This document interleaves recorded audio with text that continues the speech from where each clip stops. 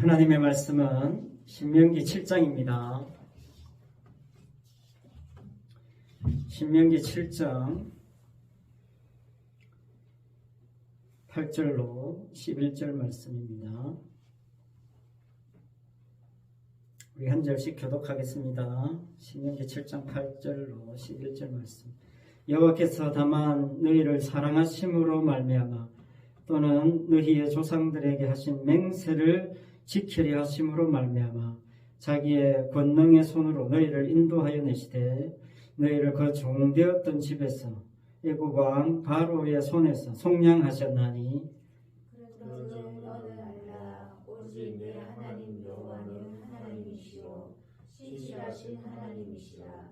그를 사랑하고 그의 계명을 지키는 자에게는 천대까지 그의 언약을 이해하시며 인애를 베푸시되 그를 미워하는 자에게는 당장에 보응하여 멸하시나니 여호와는 자기를 미워하는 자에게 지체하지 아니하시고 당장에 그에게 보응하시느니라.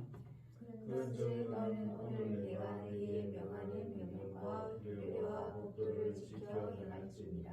아멘.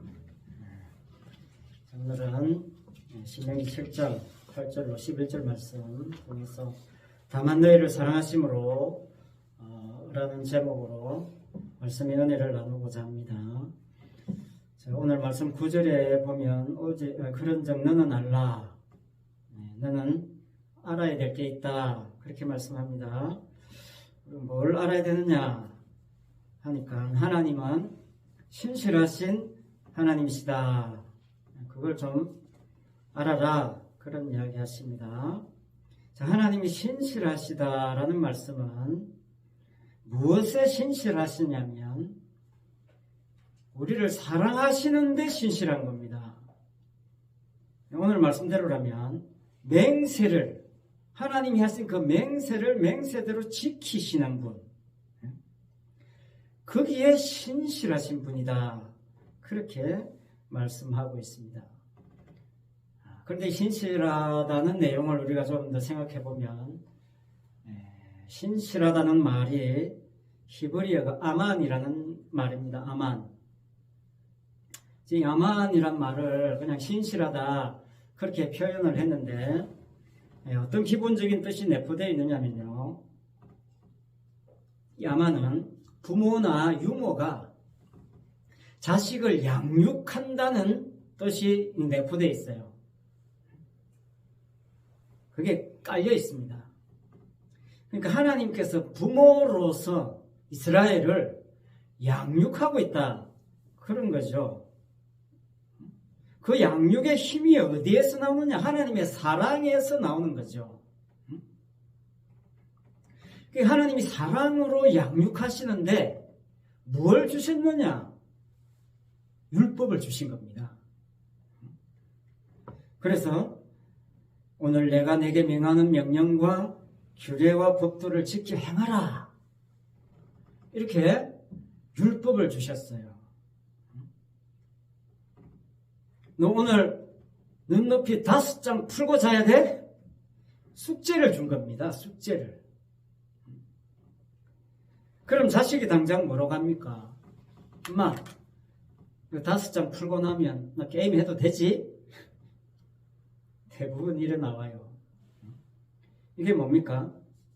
자, 엄마가 준 숙제는 그 숙제만 하고 나머지는 네 마음대로 해도 된다?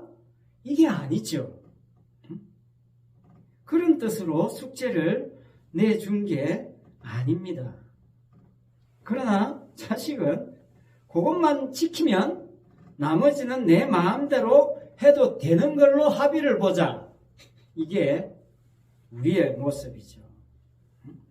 하나님은 나를 사랑해서 율법을 주셨어요. 부모님은 나를 사랑해서 숙제를 내줘. 그런데 내가 법을 지키는 이유는 결국 내 편하자고, 내 잘되자고, 내 욕심 채우자고, 나 자신을 위해서 법을 지키더라 그 말이에요.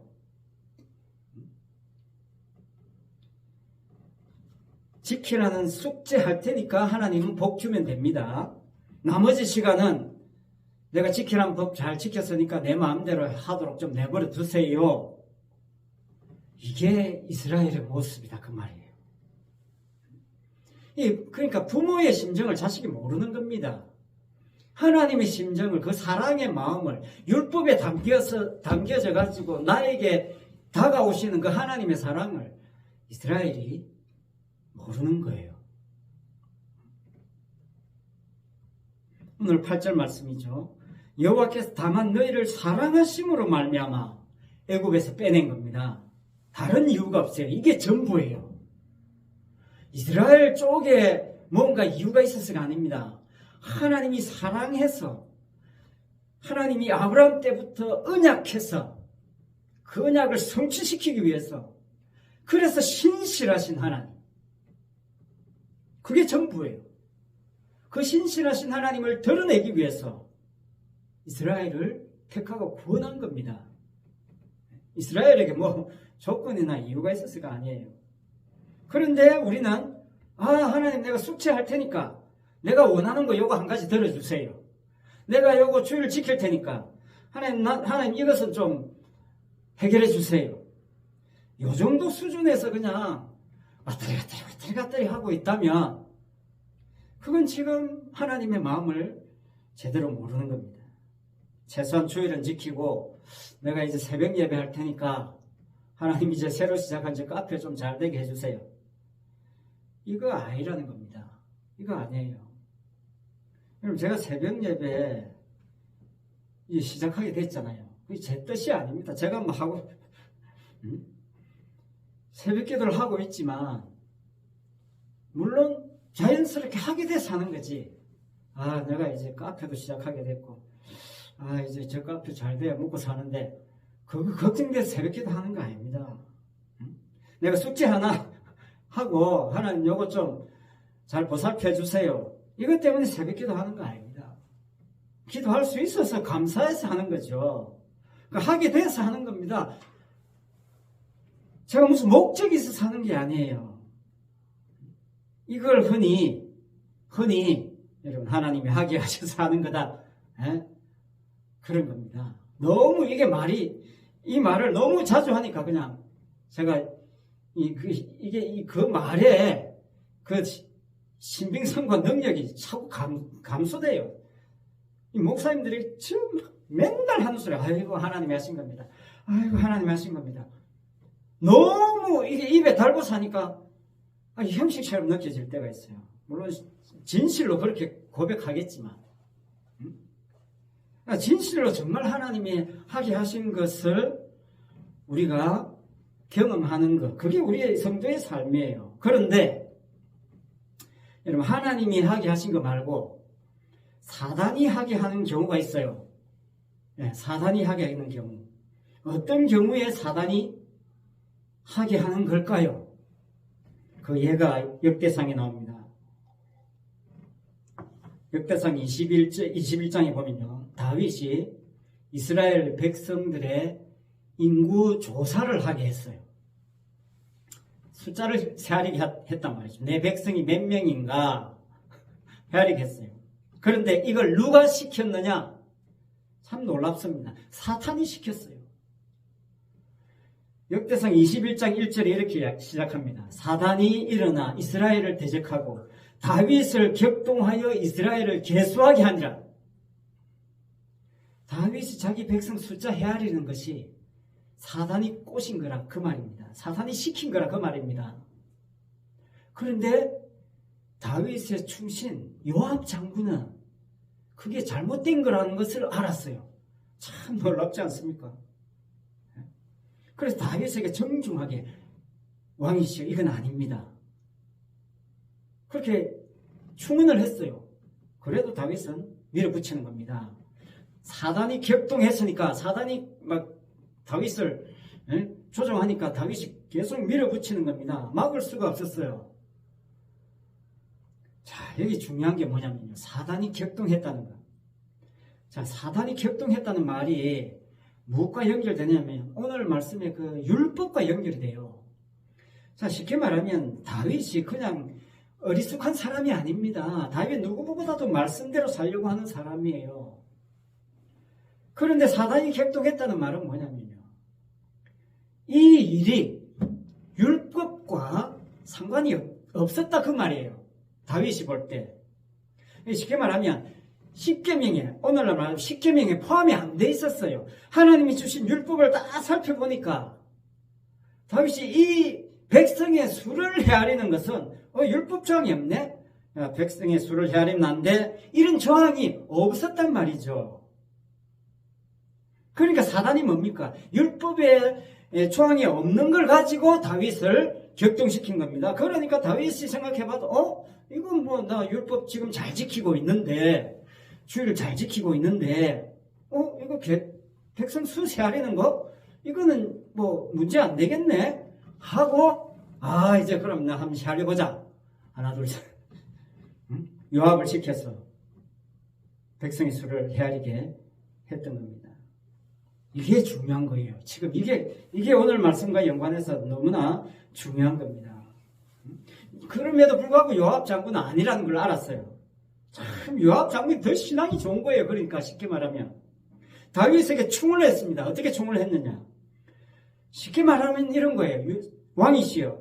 왕은 율법을 잘 지키는 분이신데 이건 율법 조항이 없다고 해서 왕 마음대로 하는 것은 아니다. 이런 쪽으로 충언을 했어요. 바람직한 게 아닙니다. 율법 조항이 없다고 왕이 마음대로 한다면 이건 아니지 않습니까? 이건 정말 엄청난 충언이에요. 왕이시여. 이스라엘 백성들이 전부 왕의 백성들 아닙니까? 수를 헤아리고 안 헤아리고 무슨 의미가 있습니까? 이렇게 충언을 한 겁니다. 얼마나 신령합니까, 요압이. 그런데 그게 결과적으로 하나님 앞에 엄청난 죄가 됐단 말입니다. 율법 조항이 없었는데 다윗은 율법 조항이 없기 때문에 죄가 아니라고 생각했었는데 그게 결과적으로는 하나님께서 싫어하는 것이었다 그 말입니다. 왜? 이스라엘 전체가 하나거든요. 왕과 이스라엘 전체는요 한 몸이에요. 하나예요. 그러니 누가 범죄하면 다 죄를 짓는 것입니다. 누가 의를 행하면 다 한 덩어리니까 의가 되는 것입니다. 요압이 아무리 호소해도 소용없었어요. 정말 다윗이 그냥 어거지로 그냥 막무가내로 밀어붙인 겁니다. 그러니까 다윗이 워낙 강경하니까 아이고 어쩔 수 없네 하고 요압이 나가서 이제 백성의 수를 헤아린 거죠. 하나님이 기다렸다는 듯이 오늘 말씀처럼 하나님이 당장에 보응하시는 분이라고 말씀하시잖아요. 적극적으로 하나님이 이스라엘에게 보응하십니다. 벌을 주세요. 3가지 벌을 선택하라고 했습니다. 3년, 3개월, 3일. 3년짜리 벌, 3개월짜리 벌, 3일짜리 벌. 3가지를 선택하라고 했습니다. 다윗이 그 내용을 듣고는 그때서야 이제 다윗이 무릎 꿇습니다. 아이고 하나님 죄송합니다. 제가 잘못했습니다. 불쌍히 여겨주세요. 그래가지고 3년 3개월짜리 지나고 3일짜리를 받게 됐어요. 그런데 그 3일짜리도 가벼운 게 아닙니다. 그 3년짜리는 기근이고요. 3개월짜리는 전쟁에 패해가지고 맨날 쫓겨다니는 겁니다. 3일짜리는 전염병이었어요. 전염병으로 3일 동안에 몇 명 죽었느냐? 7만 명 죽었습니다. 코로나19 저리 가랍니다. 자, 만약에 율법에 백성의 수, 교회 성도의 수 헤아리면 안 된다 내용이 들어있었다면 다윗이 어떻게 나왔겠습니까? 절대로 다윗 안 헤아립니다. 사탄아, 율법에 명시되어 있는데 네가 나를 미혹하는구나. 물러가라. 아마 그렇게 했을 거예요. 틀림없이. 내가 어떻게 하나님의 법을 어기겠느냐? 당장 그랬겠죠. 그런데 법 보니까 없단 말이죠. 그래서 율법이 없으니까 해도 되는 줄 알고 했는데 그게 결국 나쁜 짓이었어요. 나쁜 짓이었단 말이죠. 물론 동기도 사실은 나쁜 것이었습니다. 하나님이 주신 법 지키고 법 아닌 것은 그냥 적당하게 해도 된다. 그런 차원이 법 주신 차원이 아니다 그 말이죠. 십계명 법이 딱 10가지. 10가지가 아닙니다. 그 10가지 속에 수없이 많은 법이 포함되어 있어요. 숨어 있단 말이죠. 파생된 다른 법들이 그 10가지 사이사이에 딱 끼어 있습니다. 이게요, 사실 오늘 진짜 구약 이해하고 율법 이해하는데 아주 중요한 부분입니다. 다시 말하자면, 자, 겉으로 드러난 법이 진짜 법이 아니다 그 말이에요. 그 법 속에 감추어져 있는 더 중요한 내용이 그 법 속에 있다는 거예요. 그게 사랑이에요. 그게 하나님의 사랑입니다. 결과적으로. 인간은 율법을 자기 편리한 대로 이용하고 적용할 가능성이 있다는 것을 율법 자체가 지금 지적하고 있는 겁니다. 다윗의 인구조사를 통해서 그게 만천하에 드러난 거예요. 율법이 없기 때문에 죄가 안 되는 것이 아니라 자신의 왕으로서의 권위를 무엇으로 나타내 보여주고자 했습니까? 인구의 수로 과시하려고 했던 거예요. 그게 더 큰 죄다 이 말입니다. 율법 하나 지키고 안 지키고는 사실은 뭐 별 문제가 아닌데 그 율법이 없다는 것으로 자신의 왕권을 백성의 수로 과시하려고 한 것. 이게 뭡니까?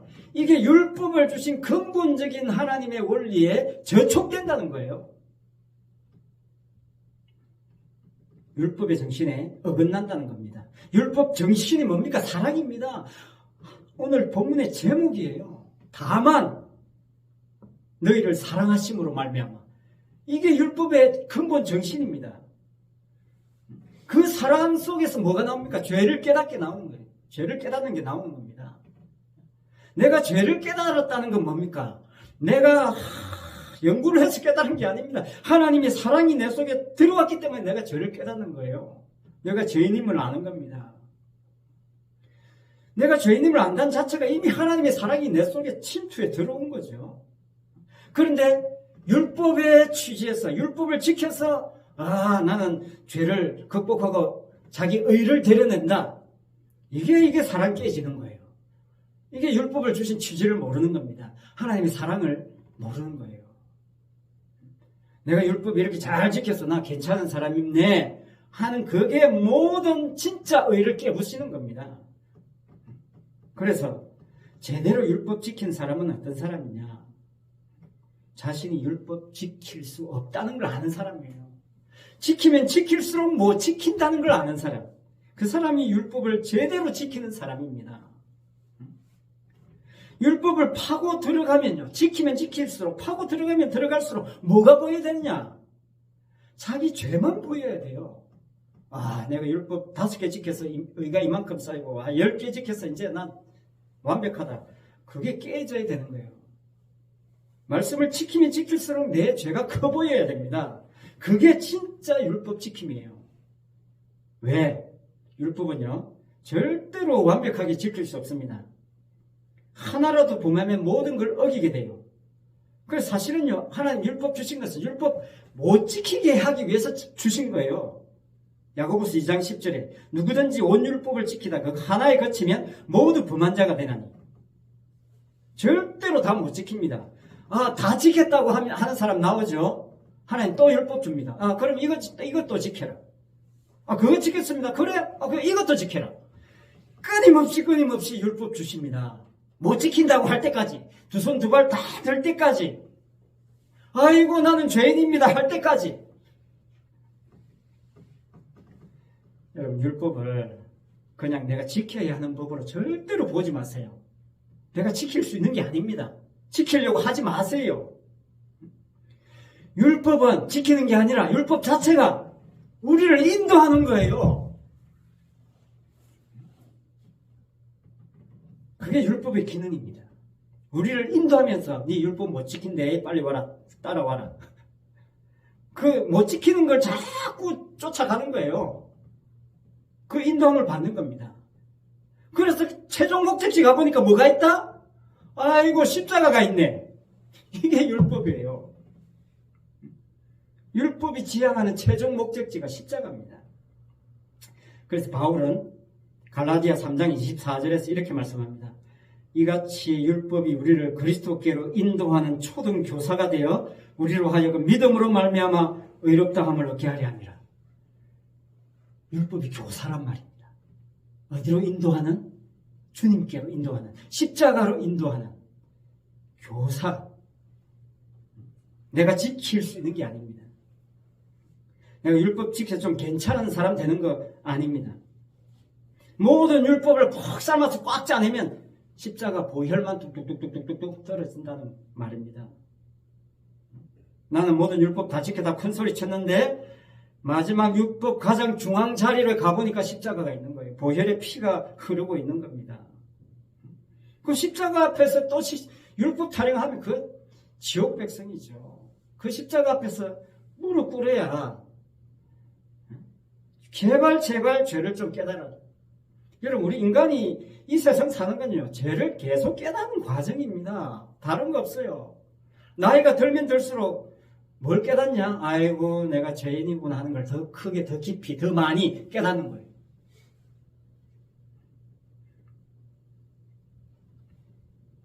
여러분, 그렇기 때문에 여러분, 십자가를 믿으면 그 십자가만 붙잡으면 내가 어떤 죄를 지어도 영생을 받고 복을 받고, 십자가를 모르게 되면 아무리 착해도 저주받는다는 사실, 그게 뭐냐면 율법이 주장하고 있는 겁니다. 자, 그러면 더 중요한 이야기하고 마치겠습니다. 오늘날 신앙의 문제가 뭐냐? 여러분, 율법 시대 지나갔고 이게 이제 복음 시대입니까? 복음 시대입니다. 자, 그러니까 구약 시대 때는 율법 잘 지켜서 구원받았고, 이제 신약이니까 예수님 오셔 십자가 지셨으니까 이제 십자가 믿어서 구원받는다. 십자가 믿으세요. 이렇게 지금 이야기합니다. 이게 여러분 어떻게 느껴지십니까? 이게 맞는 말처럼 느껴지면요, 조금 문제가 있어요. 이제 전에는 복음 믿었고 이제는 십자가 믿으면 구원받는다. 이렇게 될 가능성이 많아요. 여러분, 예수 믿고 구원받으세요. 자, 이게 복음 전하는 거 아닙니다, 여러분. 자, 제가 무슨 말 하는지를 이해하셔야 됩니다. 자, 율법이 우리를 그리스도께로 인도했잖아요, 율법이 지향하는 바가 십자가였습니다. 율법이 우리를 십자가가 만나게 해주셨어요. 자, 이게 무슨 말입니까? 내가 십자가와 만나게 해주셨으니까, 자, 믿든지 말든지 알아서 해라. 그런 뜻이 아닙니다. 율법이 십자가와 만나게 해주었으니까, 이제 뭐, 결정은 네가 해라. 그거 아닙니다. 자, 십자가 믿어서 구원받아라는 뜻으로 율법이 십자가와 만나게 해준 게 아닙니다. 십자가가 믿어야 될 대상이 아니에요. 대상만 뭐 바꾸는 거, 그거는 우상이에요. 전에는 이 대상이었다가, 오늘은 이제 십자가네? 이거는 그냥 우상이 바뀐 것 뿐이에요. 율법이 우리를 십자가와 만나게 해줬다는 말이 뭐냐? 율법이 우리를 인도했다. 몽학 선생이다. 초등교사다. 교사다. 인도해 주신 분이다. 그게 뭐냐면요, 내가 십자가를 믿습니다 라는 게 깨지는다, 그 말입니다. 내가 믿는다는 게 깨지는 거예요. 내가 박살난다는 겁니다. 자, 이게 중요한 거예요. 내가 십자가를 믿어서 구원받았다는 말을 하지 못하도록 만들기 위해서 율법이 나를 십자가로 인도하는 거예요. 그러니까 내가 지켰고 내가 믿었다는 게 박살나는 겁니다. 십자가 앞에 가면요, 그런 말이 나올 수가 없다, 그 말이에요. 쏙 들어가 버립니다. 그동안 내가 믿었는 줄 알았는데, 아이구나. 저 십자가가 결국은 율법 줘가지고 나를 십자가까지 인도하셨구나. 이거 깨닫는 거예요. 그러니까 십자가까지 가가지고, 죽어서 천국까지 가가지고 그거 깨닫지 말고 미리 이 땅에서 그거 깨닫고 그렇게 살아라. 그게 성경을 미리 주신 이유 아니겠습니까? 미리 깨져버려야 돼요, 미리.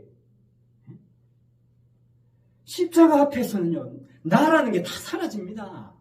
없어져요. 내가 믿습니다. 내가 그동안 이렇게 했습니다. 내가 죽을똥 살똥 목회했습니다. 내가 죽도록 충성했습니다. 내가라는 게요. 다 깨져버려요. 다 없어져 버려요. 그게 교회 아닙니까? 그게 지체 아닙니까? 그게 한 몸이에요. 그게 주님의 몸입니다. 주님의 몸은 주님만 드러나게 돼 있어요. 십자가만 드러나게 돼 있어요. 자, 무슨 말이냐? 주님이 우리를 구원하신 것은요, 결론적으로 우리의 행함과 상관없이 우리를 구원하신 겁니다. 그걸 다른 말로 하면 오늘 본문이에요. 다만 너희를 사랑하심으로 말미암아. 그래서 내가 구원받은 거지. 우리에게 무슨 내가 행한 게 있어 구원받은 게 아니다. 그거 끊임없이 오늘 말씀을 통해서도 강조하고 있는 것입니다. 주님이 우리를 일방적으로 사랑하셔서 나를 구원하신 겁니다. 오늘 8절 말씀 다시 말씀드립니다. 여호와께서 다만 너희를 사랑하심으로 말미암아 너희를 인도하여 내시되. 이게 이유입니다. 이게 그냥 본질이에요. 나의 구원은 하나님이 나를 사랑하심으로 말미암아 이루어진 것이지 내 쪽에서의 행함은 0.0000001%도 없다. 그게 철저해야 돼요. 여기에 굳게 서야 돼. 여기에 견고하게 서야. 그게 복음으로 견고한 사람입니다. 온전히 주님의 십자가 공로와 능력만으로 된 것이다. 여기에 기뻐야 돼. 여기에서 자유해야 돼요.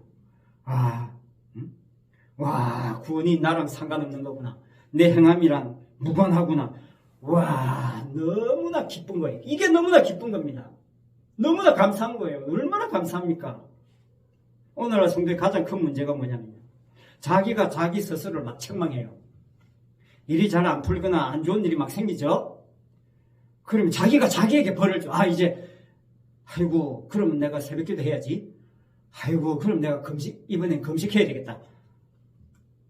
막 자기 일이 안 되면 자기가 자기 스스로를 막 스스로에게 율법을 막 채워요. 평소에 안 하던 행동하는 건 별로 바람직한 거 아닙니다. 그런데 더 나쁜 인간은 뭐냐? 정말 나쁜 인간은. 문제가 생기고 교회가 어려움 생기고 문제가 봉이 안 되고 막 사람들이 떠나가고 그러면 더 나쁜 게 뭐냐? 당신 때문에 그렇잖아. 이건 어떻게 할 수가 없어요. 목사 당신 기도 안 해서 우리 교회가 지금 부흥 안 되잖아. 아니, 장로님이 전도 안 해서 우리 교회 부흥 안 되잖아요.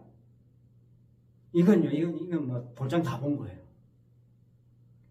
교회가 깨지는 교회들 가만히 보세요. 전부 다 그래서 깨집니다. 장로는 목사, 목사는 장로, 성도는 목사, 목사는 성도. 서로 손가락질하고 서로 되게 그러다가 세월 다 보는. 그게 뭡니까, 그게? 수행생을 왜 그렇게 해요? 그게 근본적으로 뭡니까? 그런 사고방식의 근본적인 바탕에 뭐가 있어요? 나는 이렇게 행했다는 자기 행함이 있어요. 그것 때문에 그렇게 나오는 겁니다. 나는 이 교회 20년 동안 장로로 충성 봉사했다. 그것 때문에 자기 행함이 지금 바탕이 되어 있기 때문에 거기에 상처 입으니까 가만히 못 있는 겁니다. 이 본질이 거기에 있어요. 겉으로는 표현을 못하지만 십자가를 믿는다, 십자가를 안다.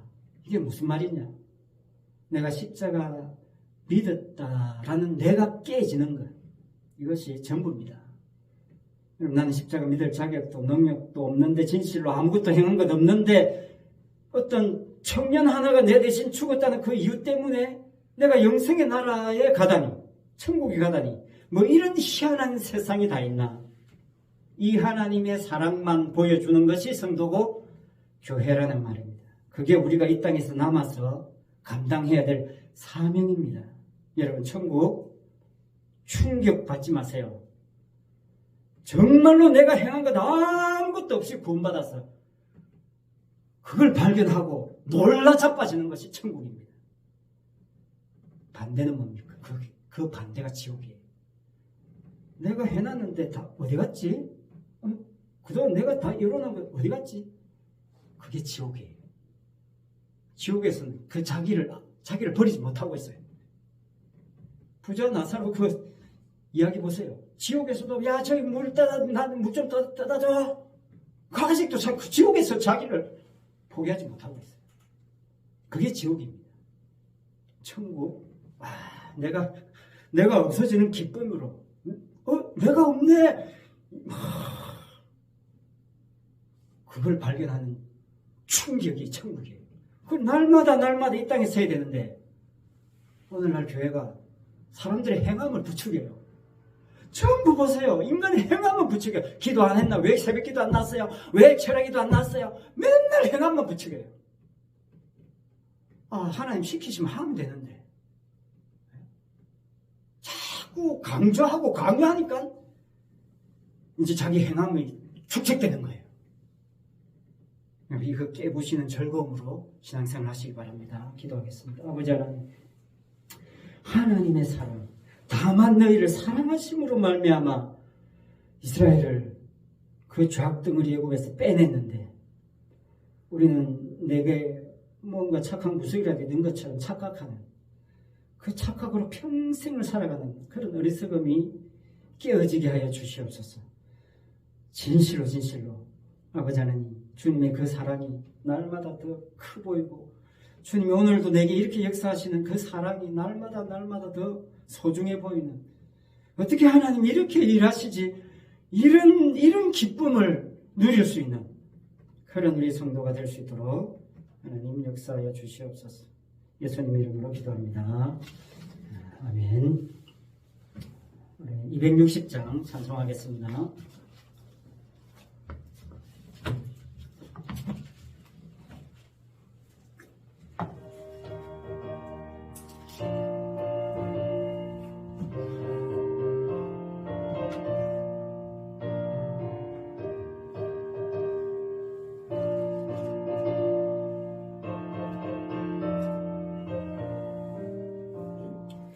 우리를 죄에서 구하시려 주 예수 십자가 지셨으니 기쁘게 부르세 할렐루야.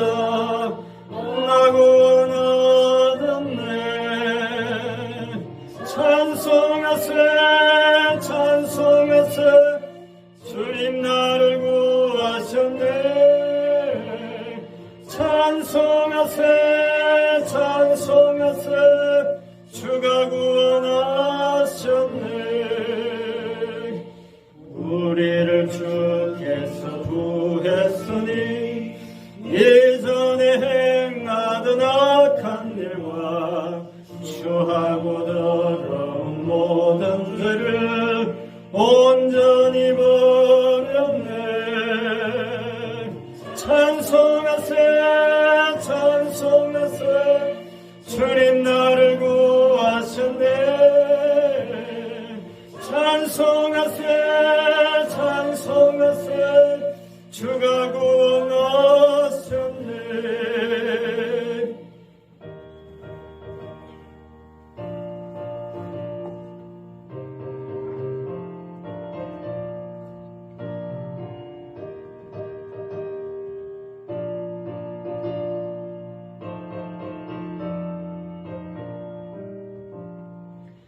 나 지금 죄에서 사함받아 거룩한 백성이 되었으니 이 육신 장막을 벗을 때도 겁날 것 없겠네.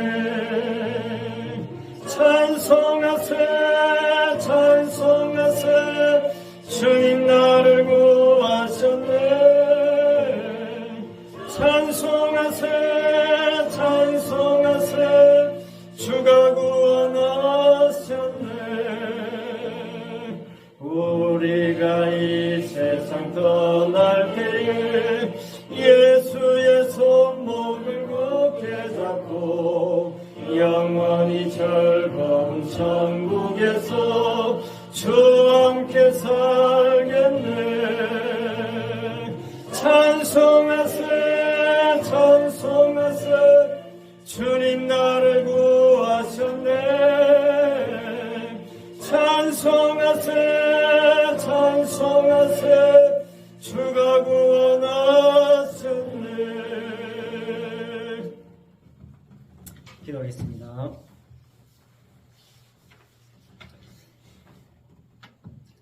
이제는 우리 죄를 속량하기 위하여 십자가에 죽으시고 부활하신 우리 주 예수 그리스도의 은혜와 다만 우리를 사랑하심으로 말미암아 독생자를 보내주신 신실하신 하나님 아버지의 그 사랑하심과 우리로 하여금 십자가와 만나게 하심으로 아무것도 행한 것 없이 구원을 누리게 만드시는 그 성령님의 역사하심이 우리 모든 성도들과 가정과 직장과 사업장 위에 성신교회에 속한 자녀들을 위해 또 성신아파트와 주변 지역에 있는 택한 백성들 위해 항상 함께 있을지어다. 아멘.